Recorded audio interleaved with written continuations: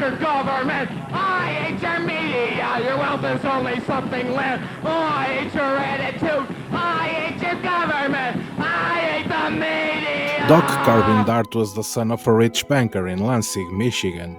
He gave up his place in the family business to scream in a punk band called the Crucifux, and got arrested quite some times for attacking the police. Later, he ran a baseball card shop, and for mayor. Thanks to him, a center for victims of domestic violence was created. After 9/11, he covered his house with angry signs and scared the neighbors. His wife left him. Even his therapist left him, and he wrote an whole album dedicated to her and with her name as title. He then changed his name to 26 and spent his days feeding wild animals on his porch.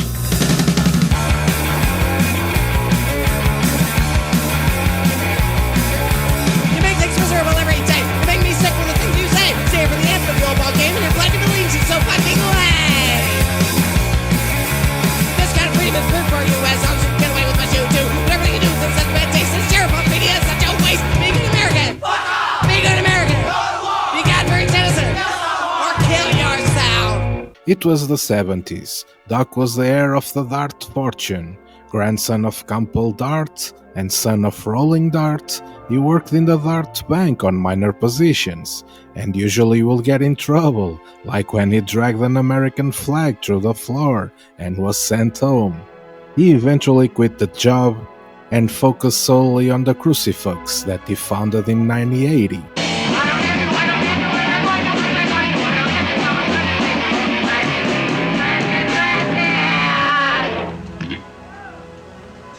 But it was only in '85 that Doc got some fame, by releasing their first album on Alternative Tentacles.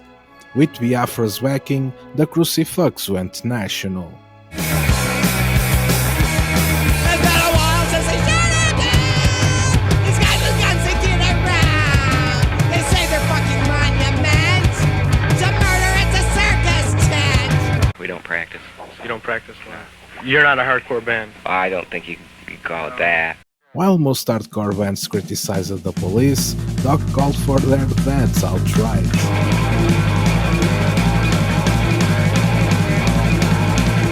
Don't need a fucking job to tell me what to do. Or grab me in the street whenever they want to. I haven't got a penny, but I don't ever steal. If they ask for me again, I'll show 'em how I feel. So kill an ex-policeman that gets in your way. It'll set a good example for the children today. It'll keep them on a troubleshooting place at the school. Wasting gas will be the heroes golden rule. While others protested Reagan, Doc threatened decapitation fantasies with presidential mailings. I want to take the president, chop off his head, and mail it to them in a garbage bag. Hinckley had a vision! Hinckley had a vision! By the mid-80s, Doc had a wife, 2 kids, and a modest home in Okemos, Michigan. But while other punk veterans were mellowing into new wave, Dart doubled down. His arrests piled up. He wanted the clash. After the 4th arrest, always for swearing and mess with the police, his wife left, taking their children. Doc kept his little baseball card shop in town and decided to run for mayor, gathering 1,100 signatures. He later stepped aside for the candidate who ended up winning, but made him promise to build a center for victims of domestic violence. And he did. And when I told you that I had no place to call my home, you took me by the hand, and right then I knew nothing could ever be the same again. Alone and spiraling, Doc wandered this property half-clothed, drinking beer and feeding animals. He started therapy with a psychologist named Patricia. Eventually, he began harassing her, and she had to cut ties with him as a patient. Heartbroken, in 1990, he recorded the deeply emotional album, Patricia, where he posed in a graveyard, gazing at his own tombstone. I watch the clock and I realize that soon you will push me right back on the outside. Some minutes take hours, but this hour changes me so. The album drips with obsession, regret, and unraveling. If the Crucifux were about societal collapse, Patricia was personal implosion. Patricia,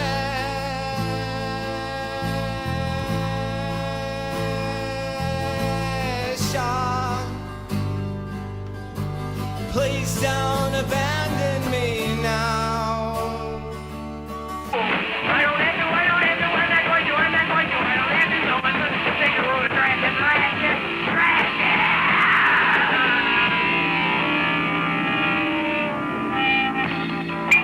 Following 9/11, he transformed his house into a fortress of plywood and painted rage. Hand-painted placards declared messages like "Freedom a superstition" and "Patriotism reflects a secret wish to be sodomized." He also displayed a statue of Jesus holding matches next to a gas can.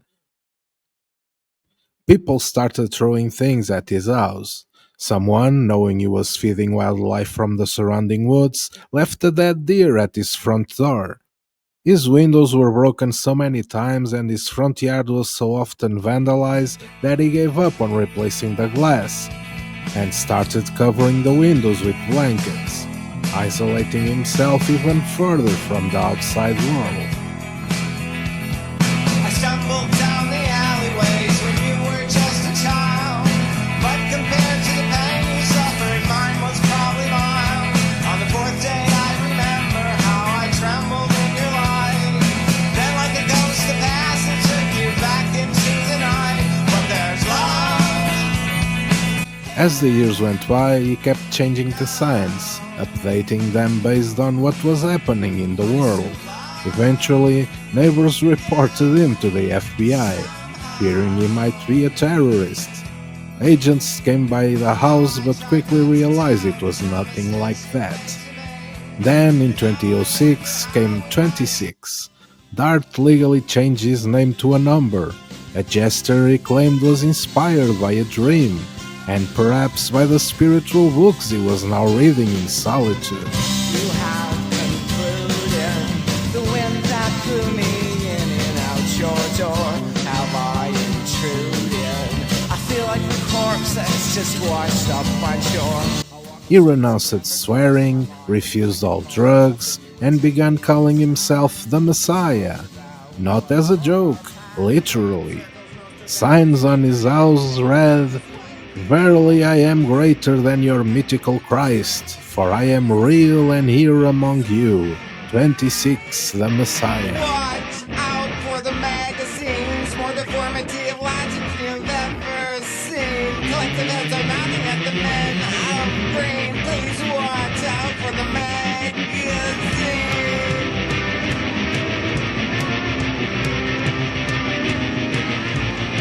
The transformation from public agitator to semi-mystic recluse didn't happen overnight. 26 had already started feeding animals religiously, deer, raccoons, birds. He saw them not as pets or distractions, but as sentient beings in a living story more sincere than politics. And this was not an isolated incident, a pattern that's been drawn across the killing field by a sorry people locked in deep denial.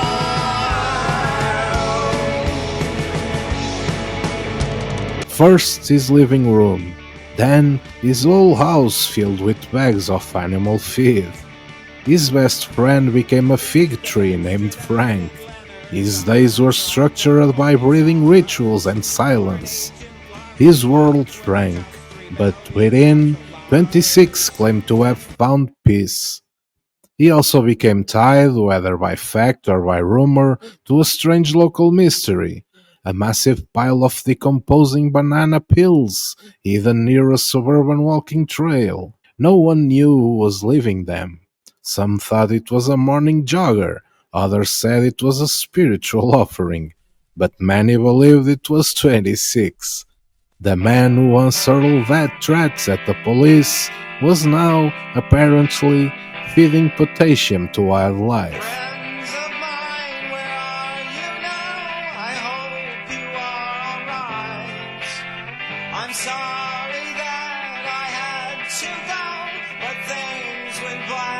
last night.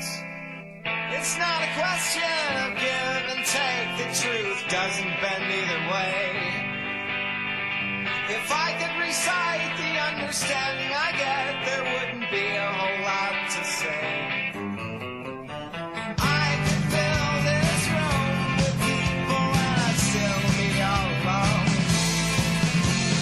Please don't say that I'm no fun anymore. Please don't call me on the phone.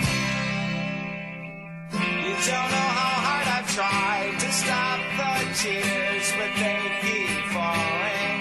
And all my love has got no place to go. For now it's twisted into pain. Why does it have to be this way again? Today feels just like yesterday again. I count the days and hours from the only help I know. If I could only sleep till then, my sadness would not grow. Patricia City's what's going on here with a vision that's so clear. My debt to her is real. And when you wake up from your nightmare and it continues on, dear, who will care how you feel? Why does it have to be this way again? Today feels just like yesterday again. You don't know how hard I try to stop the tears, but they keep falling. And all my love has got no place to go. For now it's twisted